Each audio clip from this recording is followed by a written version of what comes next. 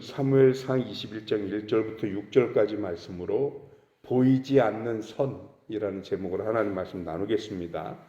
다윗이 요나단의 도움을 받아서 사울의 창과 칼을 피해서 어쩔 수 없이 도망을 나서게 됩니다. 그래서 도착한 곳이 어디냐? 오늘 성경에 보니까 높 땅에 있는 아히멜렉이라는 제사장에게로 갑니다. 다윗이 제사장에게로 가는 데는 이유가 있습니다. 왜 그러냐면 다윗은 지금 세상 어디에 의지할 사람이 없어요. 사울의 죽임을 피했다는 얘기는 사울이 통치하는 나라 안에서는 누구의 도움을 받을 곳이 없다는 얘기가 되거든요. 그러다 보니까 도움을 받을 수 있는 유일한 통로는 하나님밖에 없죠. 그런데 제사장에게로 가야 되는데 물론 사무엘도 있지만 이미 사무엘은 짐작컨대 사울의 보안과 경계 안에 포함되어 있을 거예요. 그래서 사울이 아마 다윗이 도망가면 제일 먼저 사무엘 쫓아가지 않았을까요? 그러니까 이런 거 저런 거 생각하니까 다윗이 나름대로 생각한 게 높 땅에 있는 아히멜렉이라는 제사장을 찾아가는 것입니다. 이 아히멜렉은 사무엘 당시 제사장이었던 엘리 제사장의 증손자예요. 그래서 나름대로 제사장의 명맥을 유지하고 있고 그런 아히멜렉에게 가서 아마도 다윗은 하나님께 여러 가지로 묻고 도움을 청하고 그러고 싶었겠지요. 문제는 거기에 가니까 아히멜렉이 기겁을 하고 놀라는 거예요. 왜 그러냐면 당시 그 정세가 어떤지는 누구나 다 아는 상황 아닌가요? 그런데 그때 당시 유행하는 거 우리가 내일 읽을 말씀에도 그런 게 나오는데 이방 나라에서조차도 다윗에 대해서는 상당히 두려워했습니다. 왜 그러냐면 이스라엘 여자들이 노래를 할 때 사울이 죽인 사람은 천천히요 다윗이 죽인 자는 만만이라 하는 이 말이 이미 소문이 많이 났거든요. 그런데 그 다윗이 지금 아히멜렉의 집에 왔어요.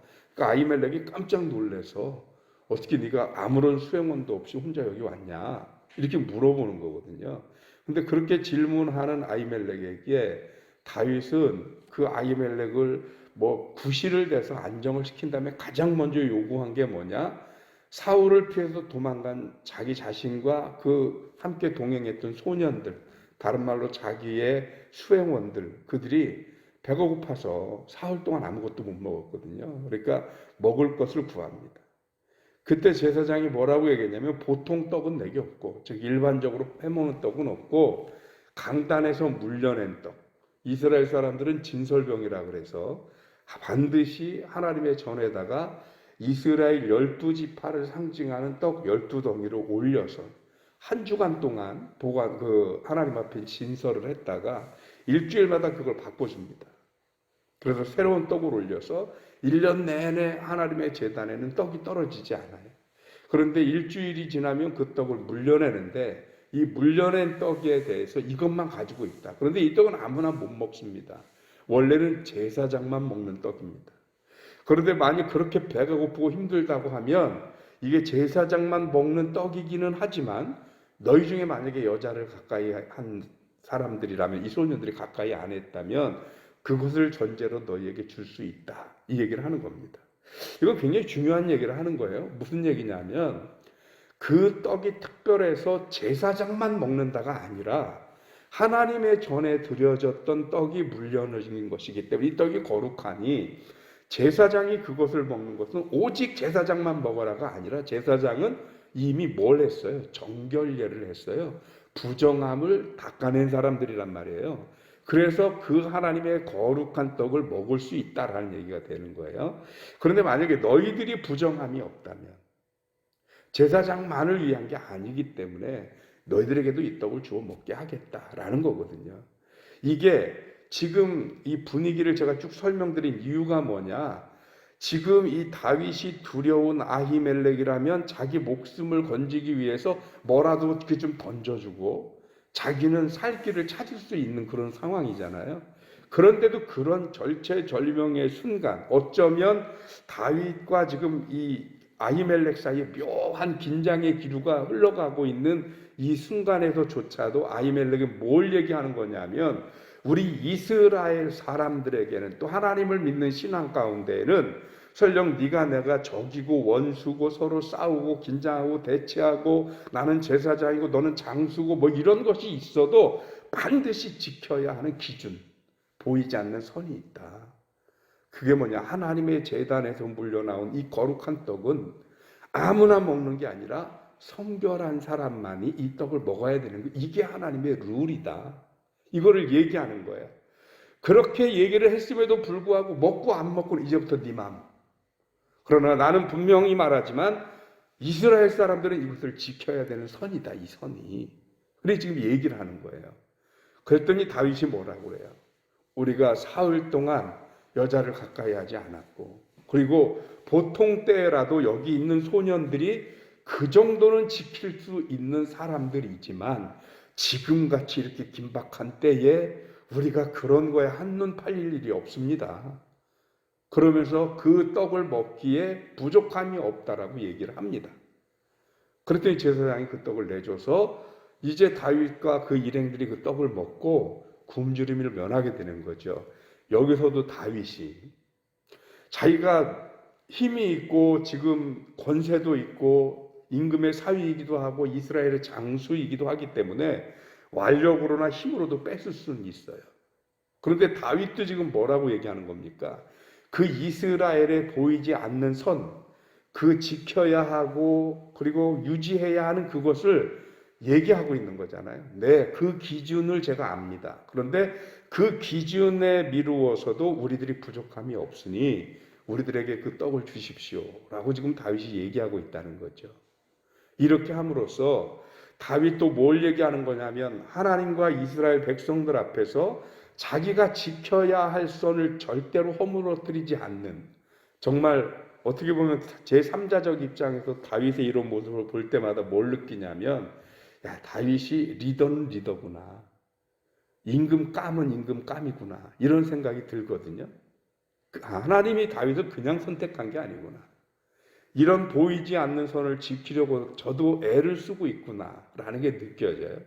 그러면서 이런 선들을 지키는 것이 별것 아닌 것 같지만 어떻게 보면 다윗이 왜 하나님의 마음에 합당한 사람이 되었는가를 알게 해주는 대목이라 이 말입니다. 그렇게 생각하면 이스라엘에만 또는 다윗에게만 이 보이지 않는 선들이 존재하는 것일까? 그렇지 않죠. 우리들도 우리들의 사회에서나 우리들의 가정에서나 교회에서나 일상생활에 법으로 딱 만들어 놓지 않았어도 마땅히 지켜야 하는 보이지 않는 기준들이 존재하지요.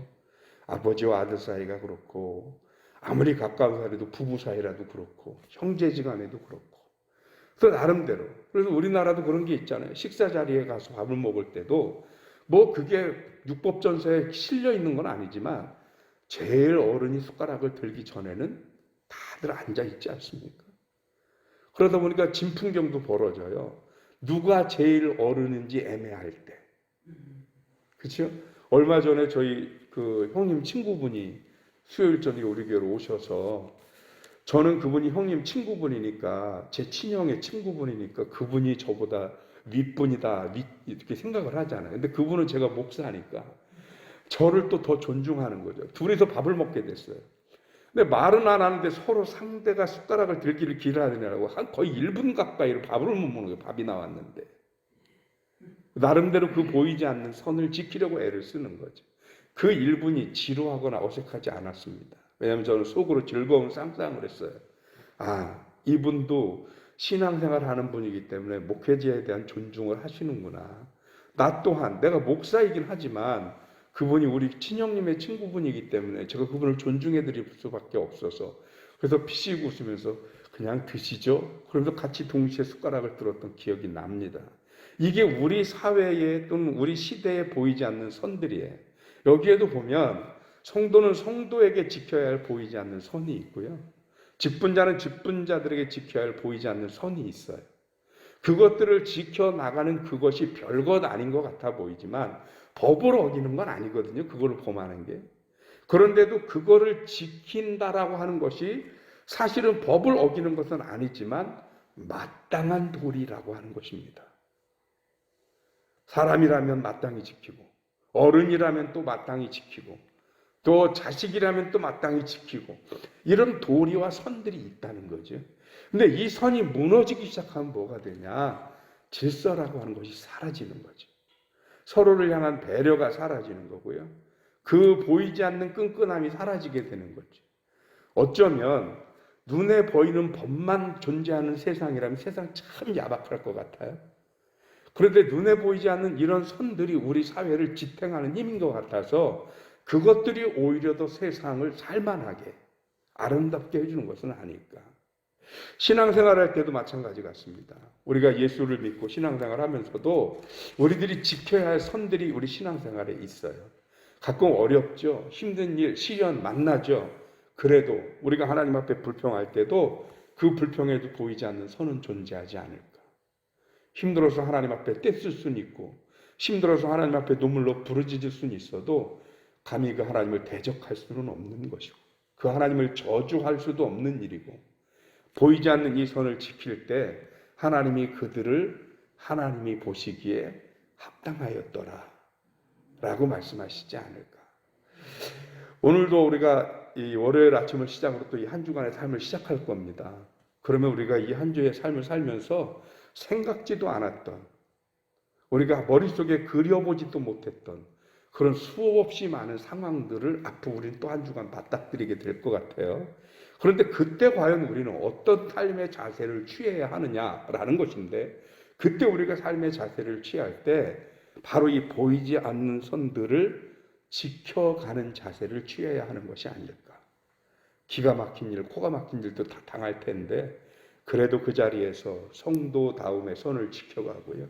하나님의 백성다운 모습을 지켜가고 그 나름대로의 우리들이 지켜야 할 선들을 굳건하게 지키고 우리가 간수할 수만 있다고 한다면 하나님은 오늘 저와 여러분들의 삶 속에 다윗에게 그리하셨듯 늘 동행하시면서 다윗의 눈물을 닦아주시는 하나님이 기필코 다윗을 들어서 이스라엘의 임금을 삼으시듯 저와 여러분들의 삶을 주님이 보살피셔서 기필코 하나님의 계획에 사용하시고 굳건히 설 수 있도록 인도하실 줄 믿습니다.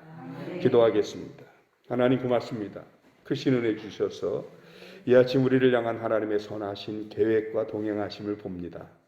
그리고 뿐만 아니라 우리 믿는 성도들에게는 다윗과 제사장 사이에 서로가 존중하고 지켜야 할 선들이 존재했듯 우리들의 삶과 신앙 가운데 존재하는 선들이 있음을 깨닫습니다. 법은 아닙니다. 눈에 보이지도 않습니다. 무시해도 그만일 수 있습니다. 그러나 결코 그만이 아닌 것은 우리가 하나님을 믿는 이 신앙을 가지고 눈에 보이지 않는 하나님과 교제하는 것이 때로는 보이는 어떤 것보다도 훨씬 더 중요한 보이지 않는 기준들이 있음을 우리들이 믿고 고백하기 때문입니다.